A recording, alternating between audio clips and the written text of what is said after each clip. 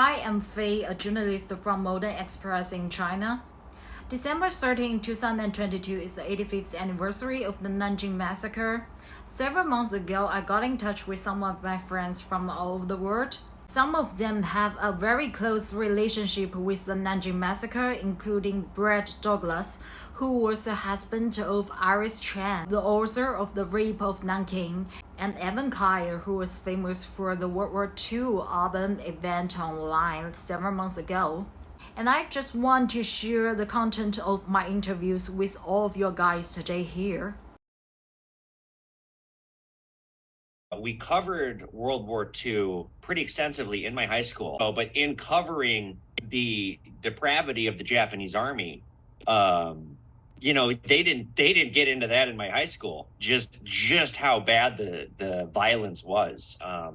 Now, for historical reasons, how they got to that level, there's lots of different things that you could say, but in any event, it culminated into one of the most destructive military. Yeah, it's something that really hasn't been seen since, and hopefully never will be seen again. It is the most brutal form of warfare you can wage. Are the wars getting more humane? No, they're getting more complicated. Is this kind of warfare, are we still seeing this kind of thing? Officially, no, it's a war crime. Unofficially, yeah. We're seeing all over the world, there's some really, really awful things that are taking place on battlefields, like in sub-Saharan Africa, in the Middle East. So we are still seeing things like what we saw in Nanking happening. It's just not happening on such a grandiose scale of a whole town, a whole city of 500,000 people being rounded up and brutally murdered. But we are still seeing isolated events of that happening, and it continues to happen despite us getting more interlinked with technology, with social media, and hopefully we learn how to stop doing that as humans. That's really what I stand for, is peace and cooperation. I'm familiar with the book. I've read a few passages. We looked at it in some college classes. I didn't read the whole thing.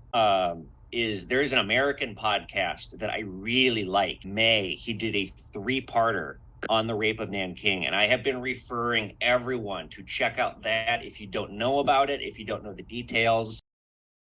I really, really, really want to come. I'm in contact with the consulate still.